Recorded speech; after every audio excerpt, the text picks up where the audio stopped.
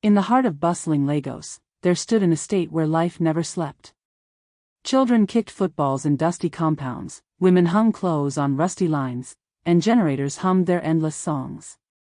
The air always smelled of cooking oil, car exhaust, and dreams deferred. In this noisy paradise lived two women whose fates would soon collide like thunder and lightning. Amaka was a widow with grace in her steps and wisdom in her eyes. Every morning, she dressed in pressed clothes for her bank job, kissed her teenage son goodbye, and walked through the compound with her head held high.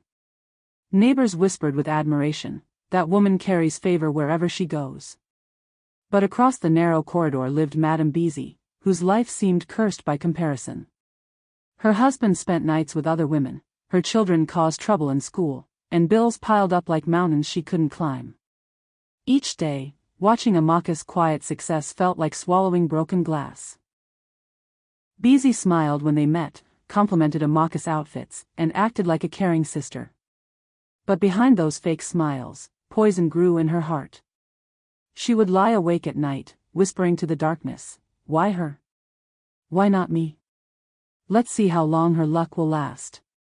Every evening, Beezy watched from her window as Amaka returned from work. She studied how neighbors greeted her warmly, how children ran to hug her, how respect followed her like a shadow. The sight made Beezy's stomach twist with envy. "It's not fair," she muttered, clenching her fists. "We live in the same compound, breathe the same air, yet everyone treats her like a queen while I'm invisible." Beezy began spreading small lies. She told Mrs. Adunni that Amaka looked down on poor people. She whispered to Brother Tun that Amaka thought she was better than everyone else. But the rumors never stuck because Amaka's actions spoke louder than gossip. One Sunday after church, Beezy watched Amaka give her lunch to a hungry child while going without food herself. The sight should have softened her heart, but instead it made the jealousy burn brighter. Good deeds from someone she hated felt like personal attacks. That night, Beezy made a decision that would change everything. She couldn't compete with Amaka's goodness, so she would destroy it instead. If she couldn't have respect and admiration, then Amaka wouldn't have them either. The devil had found a willing partner, and hell was about to visit the estate. Tuesday evening brought the first move in Beezy's wicked game. She spent hours cooking jollof rice, but this wasn't ordinary rice. She stirred in ingredients that would make a grown man weep, then covered the pot with a smile that could fool angels. When the rice was ready, she scooped a generous portion into her best plastic container. Her hands trembled slightly, but her mind was made up. She practiced her speech in the mirror. "I cooked too much today, my dear. Please help me finish it." The lie rolled off her tongue like honey.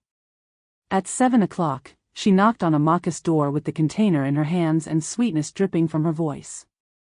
"Sister Amaka. I hope you're home." Amaka opened the door, tired from her long day but still managing a polite smile. "Good evening, Madame Beezy. How are you?" "I'm fine, my dear. I cooked too much jollof rice today and I thought of you. Please take this small portion. I know you must be tired from work." The container felt warm in Amaka's hands, but something cold crawled down her spine. She couldn't explain the sudden uneasiness, but politeness won over instinct. "Thank you so much. This is very kind of you." Beezy's smile widened. "Enjoy it, my sister. Good food brings good luck." After Beezy left, Amaka stood in her kitchen staring at the container. The rice looked perfect, red with tomatoes, gleaming with oil, smelling of all the right spices. Any normal person would have heated it up immediately and enjoyed a free dinner. But something in Amaka's spirit felt disturbed. Why would Beezy suddenly bring her food? In 3 years of living side by side, the woman had never shown such generosity. They greeted each other politely, nothing more. Amaka's late mother used to say, "When your heart speaks, listen. It sees dangers your eyes cannot catch." She placed the container on her kitchen counter and decided to eat her leftover beans instead. Better to be cautious than sorry. The rice could wait until tomorrow when her mind was clearer. That night, she went to bed with the uneasy feeling still crawling under her skin. She tossed and turned for hours, unable to shake the image of Beezy's too bright smile and eager eyes. In the depth of night, when the estate was finally quiet except for distant generators and crying babies, Amaka fell into a troubled sleep. Her dreams were waiting, and they had something important to show her. The spiritual realm was about to send a warning that would save her life. In her dream, Amaka stood in a vast market filled with shadows instead of people. The air smelled of danger and deceit. Suddenly, her late father appeared, looking exactly as he did before sickness took him away. He carried a large plate of rice, but as Amaka looked closer, she gasped. The rice was crawling with black ants that moved like living oil. The sight made her stomach turn. Her father's voice echoed from everywhere and nowhere, "My daughter, the enemy who cannot slap you in the market will send a gift to your doorstep. Test everything that comes with smiles hiding knives." The dream shifted, and she saw herself eating the rice from Beezy's container. Immediately, her dream body began convulsing, foam pouring from her mouth as she collapsed. The ants from her father's plate swarmed over her, whispering, "She trusted the wrong neighbor." Amaka woke up gasping, her heart pounding like drums in her chest. Sweat covered her body despite the cool morning air. She looked at her bedside clock, 5:30 in the morning. The dream felt more real than reality itself. Her father's warning echoed in her mind, "Test everything that comes with smiles hiding knives." She knew exactly what she had to do. Amaka dressed quickly and crept to her kitchen. The container of rice sat on the counter like evidence waiting to be examined. Her hands shook as she opened it, but the rice still looked innocent and delicious. She remembered the stray cat that wandered around the compound, always hungry and searching for scraps. The orange tabby was tough, surviving on whatever it could find. If the rice was poisoned, the cat's reaction would tell her everything she needed to know. Taking a small spoon, Amaka scooped out a portion of rice and placed it on a plastic plate. She opened her door quietly, looked around to make sure no one was watching, and set the plate near the stairwell where the cat usually appeared. She didn't have to wait long. The skinny orange cat came padding around the corner, nose twitching at the smell of food. It approached the plate cautiously, sniffed once, then began eating hungrily. Amaka watched from her doorway, praying her suspicions were wrong. Maybe the dream was just her mind playing tricks. Maybe Beezy really was just being kind. But 5 minutes later, the cat suddenly stopped eating. Its body went rigid, then began shaking violently. It tried to meow but only choking sounds came out. Within moments, the animal collapsed and lay still. Amaka's blood turned to ice. The rice was poisoned. With trembling hands, Amaka gathered the remaining rice from the plate and flushed it down the toilet. She scrubbed the plastic container with hot water and soap until it gleamed, removing every trace of the deadly meal. Her mind raced with questions. How could Beezy do such a thing? They had never fought, never exchanged harsh words. What kind of evil lived in someone's heart to make them attempt murder over jealousy? But Amaka was wise. She knew that confronting Beezy directly would only create more danger. An enemy who could poison food could do worse things if cornered. Instead, she would play along and pretend nothing had happened. At 8 o'clock, she walked across the corridor and knocked on Beezy's door. When it opened, she smiled warmly and extended the clean container. "Good morning, Madam Beezy. Thank you so much for the rice. It was absolutely delicious." Beezy's eyes searched Amaka's face, looking for signs of sickness or weakness. Finding none, confusion flickered across her features. You enjoyed it?" "Oh yes. Every grain was perfect. You're such a good cook. I finished it all last night." The lie came easily because Amaka's life depended on it. She watched Beezy's smile falter for just a moment before the mask slipped back into place. "I'm so glad you liked it, my dear." Inside her flat, Beezy slammed the door and screamed into her pillow. How was Amaka still alive? The rat poison she had mixed into the rice should have killed an elephant, yet her neighbor looked healthier than ever. "It's not possible," she whispered furiously. Maybe I didn't use enough. Maybe she only ate a little bit. But Amaka had claimed to eat every grain, which meant either the poison didn't work or something had protected her. Beezy's mind raced with possibilities. Did Amaka know? Was she pretending? The failure made Beezy's hatred burn even brighter. If rat poison couldn't bring down her rival, she would find something stronger. In Lagos, there were people who knew darker ways to hurt enemies. She had heard whispers about a man who lived in the backstreets near the market, a herbalist who sold more than ordinary medicine. People said he could curse your enemies, make them sick, or even drive them mad. The story scared most people away, but Beezy was beyond fear now.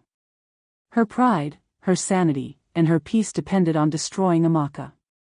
She would not stop until her neighbor was either dead or broken.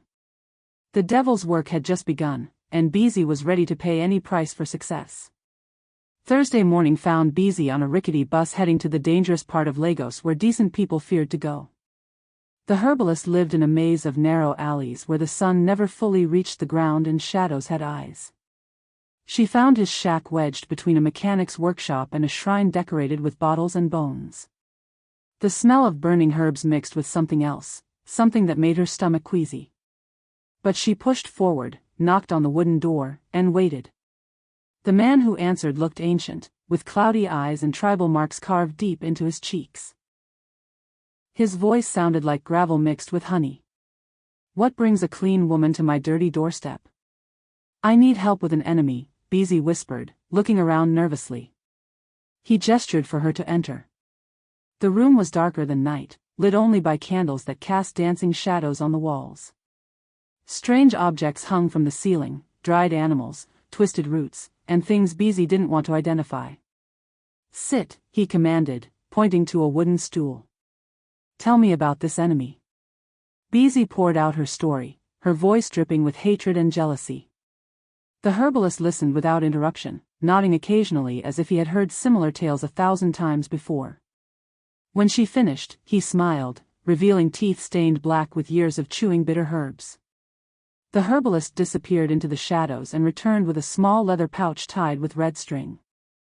Inside was a powder that looked like crushed charcoal mixed with dried blood. This is stronger than any poison, he said, his voice barely above a whisper. Sprinkle it on her clothes, and her life will begin to rot from the inside out. She will lose her job, her health, her mind. Everything good will turn to dust. Beezy's hands shook as she took the pouch. Are you sure it will work? I have been doing this work for 40 years. My enemies don't get second chances. His laugh made her skin crawl. But remember, once you use this, you cannot take it back. Curses have a way of returning home when they can't find their target.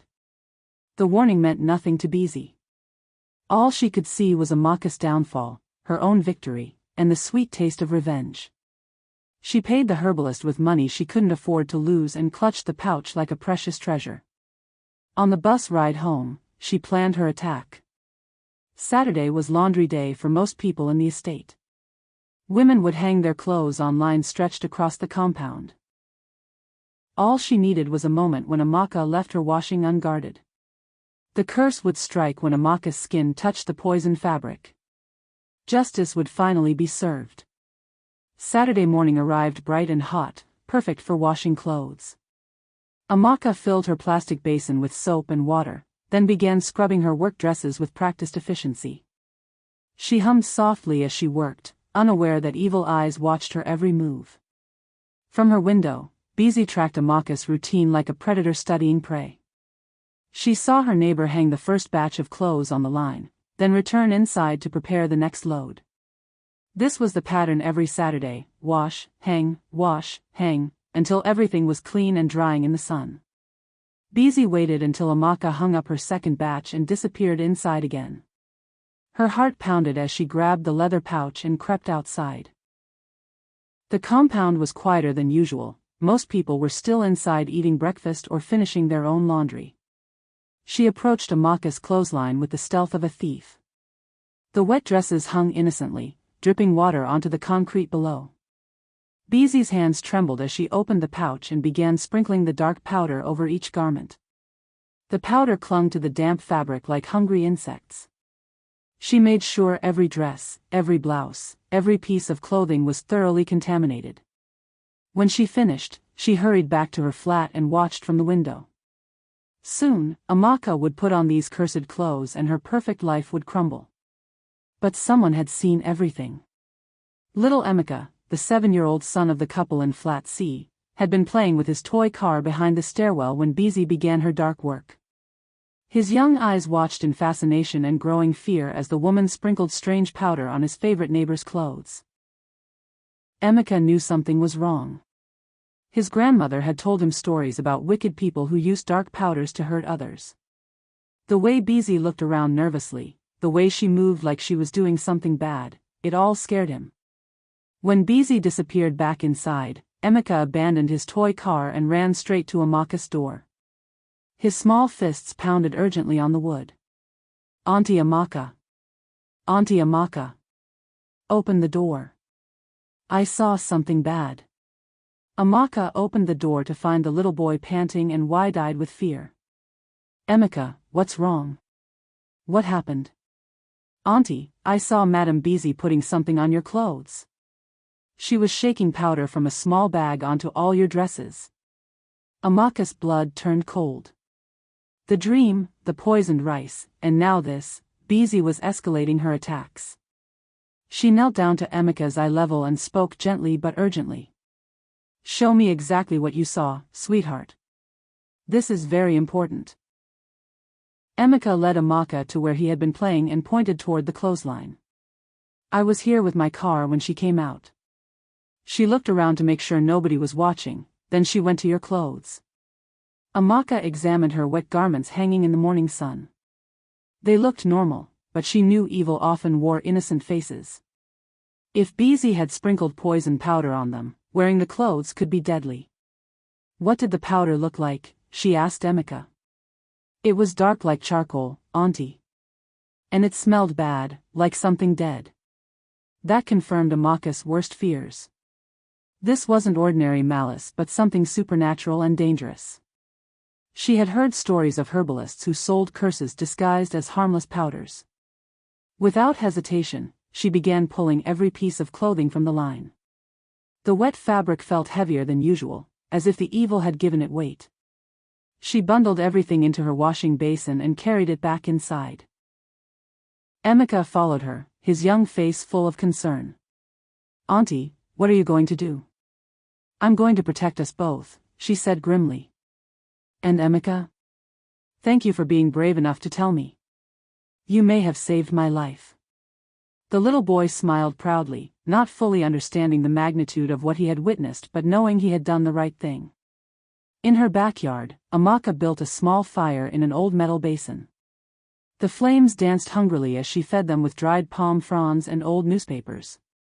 When the fire was hot enough to melt steel, she began feeding it her cursed clothes. Each dress, each blouse, each piece of fabric went into the flames with a whooshing sound. The fire seemed to burn brighter and hotter with every addition, as if it was consuming more than just cloth. Black smoke rose toward heaven, carrying the curse away from earth. Neighbors began gathering, drawn by the unusual sight of someone burning good clothes in broad daylight. They whispered among themselves, wondering if Amaka had gone mad.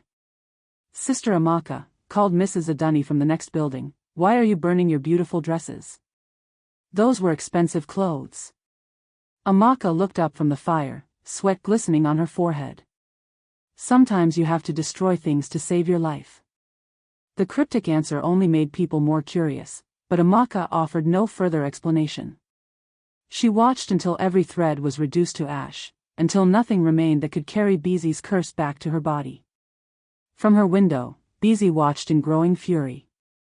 Once again, her neighbor had somehow escaped the trap. It was as if Amaka could see through walls, read minds, and predict danger before it struck. That evening, Beezy paced her small flat like a caged animal. 2 attempts had failed spectacularly. The poisoned food hadn't worked, and now the cursed clothes had been burned before they could do their damage. How does she know?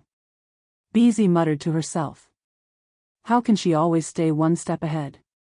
Her husband, returning drunk from his usual evening at the beer parlor, found her talking to herself and shaking her fists at the wall. Woman, what is wrong with you? You're acting like someone put pepper in your eyes. Nothing is wrong, she snapped. Mind your business and leave me alone. He shrugged and collapsed on the couch, too drunk to care about his wife's strange behavior. But Beezy's mind was already working on a new plan, something bigger, more public, more impossible to escape. If she couldn't kill Amaka privately, she would destroy her publicly. She would throw a party, invite the entire estate, and serve poisoned food to everyone. When people started dying, Amaka would be just another victim among many. No one would suspect murder when it looked like a tragic accident. The plan was perfect, diabolic, and completely insane. Which made it exactly the kind of plan that might work. The next Monday, Beezy announced to anyone who would listen that she was throwing a birthday party for her daughter. Never mind that her daughter's birthday was still months away, this was about creating the perfect opportunity for mass poisoning. I want to celebrate life and bring joy to our community, she told her neighbors with fake enthusiasm. There will be food for everyone, drinks, music, and a beautiful cake. The estate buzzed with excitement. Parties were rare treats in their struggling community, and free food was always welcome. People began talking about what they would wear, what songs they would request, and how much fun they would have. Amaka heard about the party from multiple neighbors, all of them encouraging her to attend. You work so hard, sister, said Brother Tund. Come and enjoy yourself for once. But Amaka's spirit felt disturbed again. After 2 attempts on her life, could this party be another trap? The timing felt too convenient, too soon after the cursed clothes incident. Still, refusing to attend would seem strange and antisocial. People would ask questions, spread gossip, and wonder why she was avoiding a simple birthday party. Sometimes the safest thing was to walk into danger with your eyes wide open. She decided to go but would be very, very careful about what she ate and drank. For 3 days, Beezy prepared for her deadly party with the enthusiasm of someone planning a wedding. She bought decorations she couldn't afford, borrowed a sound system from her cousin, and ordered a massive birthday cake from the most expensive bakery in the area. But the cake came with special instructions delivered to the baker in an envelope full of cash. Mix this powder into the icing. My daughter has a special dietary requirement.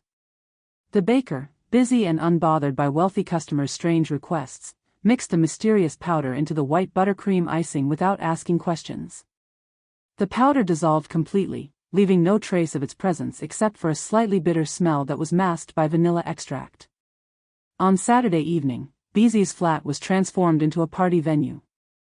Colorful balloons hung from the ceiling, music pumped from borrowed speakers, and tables groaned under the weight of jollof rice, fried chicken, and cold drinks. At the center of everything sat the birthday cake, 3 layers of chocolate sponge covered in white icing and decorated with pink roses. It looked innocent and delicious, the perfect centerpiece for a joyous celebration. Guests began arriving as the sun set, filling the small space with laughter, conversation, and the rustle of party clothes. Children ran around excitedly while adults caught up on gossip and admired the spread of food. Amaka arrived fashionably late, wearing a simple but elegant dress. She greeted Beezy politely and complimented the decorations, all while keeping her guard up. The party was in full swing when Beezy called for everyone's attention. She stood beside the magnificent cake with a large knife in her hand, beaming with false pride and hidden malice. My friends, my neighbors, my family, she announced, her voice carrying over the music. Thank you all for coming to celebrate my precious daughter's birthday. This cake represents the sweetness of life and the joy we share as a community. Everyone applauded and pressed closer to watch the cake-cutting ceremony. Children pushed to the front, their eyes wide with anticipation of sugar and frosting. Adults held their plates ready, eager to taste the beautiful creation. Beezy raised the knife dramatically, savoring this moment of triumph. In a few minutes, everyone would be eating poisoned cake and her revenge would be complete. Amaka would die along with dozens of innocent people, but sometimes revenge required collateral damage. Before I cut this cake, Beezy continued, I want to thank my dear neighbor Amaka for being such an inspiration to all of us. Sister, please come forward. All eyes turned to Amaka, who felt a chill run down her spine. Why was Beezy singling her out? What game was she playing now? Reluctantly, Amaka stepped forward, her senses on high alert. Something about Beezy's too bright smile and glittering eyes screamed danger. As Beezy prepared to make the first cut, Amaka's voice rang out clear and strong, Wait, Madam Beezy. As the birthday girl's mother and our gracious host, you should taste the cake first. Let us see your handiwork before we enjoy it ourselves. The room fell silent. Everyone turned to look at Beezy, whose smile suddenly seemed frozen on her face. The knife trembled slightly in her hand. Oh, that's not necessary, my dear, Beezy said, her voice higher than usual. I baked it myself. I know it's good. Let's just serve everyone so they can enjoy. No, no, interrupted Mrs. Adunny. Amaka is right. The cook should always taste first. That's our tradition. Other voices joined in, yes, let her eat first. Show us how delicious it is. If you won't eat your own cake, why should we? The crowd began chanting, Eat it. Eat it. Eat it. Beezy looked around desperately, trapped by her own fake generosity and the crowd's enthusiasm. Her eyes met Amaka's, and for a moment, naked hatred flashed between them. Amaka stared back steadily, her face calm but her eyes sharp as steel. The knife shook more violently in Beezy's hand. Sweat beaded on her forehead despite the cool evening air. She was caught between the poison she had created and the crowd she had invited. With nowhere to run and everyone watching, Beezy cut a small piece of cake and placed it on a paper plate. The white icing gleamed under the party lights, hiding its deadly secret beneath a coating of innocent sweetness. She lifted the fork to her mouth while 50 pairs of eyes watched expectantly. Her hand shook so badly that icing dropped onto the floor. Time seemed to stretch like rubber as she forced herself to take the first bite. The cake tasted normal for the first few seconds, sweet, moist, chocolatey. But then the bitter aftertaste hit, followed by a burning sensation that spread down her throat like liquid fire. Beezy tried to smile and swallow, but her body betrayed her. The poison she had intended for others was now coursing through her own system. Her eyes widened in terror as she realized her mistake. How is it, Madam Beezy? Called out someone from the crowd. Is it sweet? She tried to answer but only a choking sound came out. The fork fell from her hand as her knees buckled. She grabbed her throat, gasping for air that wouldn't come. The crowd watched in horror as Beezy collapsed to the floor, her body convulsing violently. Foam appeared at the corners of her mouth, and her eyes rolled back until only the whites showed. She's poisoned, someone screamed. The cake is poisoned. Chaos erupted in the small flat. People screamed and pushed toward the door, desperate to escape what they now realized was a death trap. Mothers grabbed their children and ran, while men overturned tables to get away from the contaminated food. Don't eat anything. Amaka shouted over the panic. Stay away from all the food and drinks. Some people stopped to help Beezy, who was still convulsing on the floor. But most fled in terror, leaving behind shoes, purses, and party clothes in their desperate escape. Brother Tund, who had basic first aid training, knelt beside Beezy and tried to clear her airway. Someone call an ambulance. And bring water, lots of clean water. But even as people tried to help, everyone could see the truth written on Beezy's face. The poison was strong, fast-acting, and probably fatal. Her skin had turned gray, her breathing was shallow, and her pulse was getting weaker by the minute. Amaka stood in the doorway, watching the scene with mixed emotions. She felt no joy at seeing her enemy suffer, but she couldn't forget that this poison had been meant for her and dozens of innocent people. Why? She whispered to the unconscious woman. Why did your heart become so dark? But Beezy was beyond answering. Her war against Grace had finally turned against herself. The ambulance arrived 20 minutes later, but by then Beezy had stopped convulsing. She lay unconscious but breathing, her body fighting the poison that had been meant for others. The paramedics loaded her onto a stretcher and raced toward the nearest hospital, sirens wailing through the Lagos night. As the crowd slowly returned to assess the damage, the full horror of what had almost happened became clear. Children who had been reaching for cake slices minutes earlier now clung to their parents' legs. Adults who had been laughing and dancing now stared at the abandoned party food with disgust and fear. "She tried to kill us all," whispered Mrs. Adunny, her voice shaking. Her own neighbors, her friends' children, she would have murdered everyone just to get revenge on one person. The cake sat abandoned on its table, now looking sinister rather than festive. Someone had kicked over the punch bowl during the escape, and red liquid pooled on the floor like spilled blood. Little Emeka tugged on his mother's dress. "Mama, is that why Auntie Amaka burned her clothes? Was Madame Beezy trying to hurt her before?" The adults exchanged knowing looks. Suddenly, Amaka's strange behavior over the past weeks made perfect sense. The burned clothes, her caution around Beezy, her insistence that the host eat first, she had known something was wrong all along. "How did you know?" Brother Tund asked Amaka directly. Amaka looked around at the faces of her neighbors, people she had lived beside for years, worked with, laughed with, and now almost died with. They deserved to know the truth. "She tried to poison me twice before," she said quietly. "First with rice she brought to my door, then with powder she sprinkled on my clothes.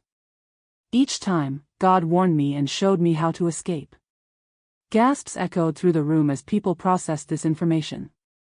The widow they all respected had been fighting a secret war for weeks while still showing kindness to everyone, including her would-be killer.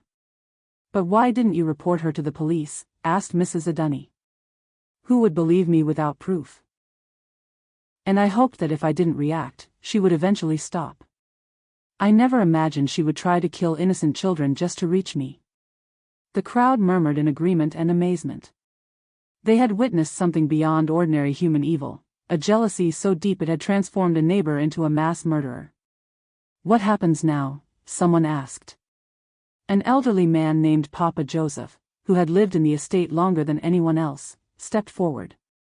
His voice carried the authority of age and wisdom. "Now we make a decision as a community.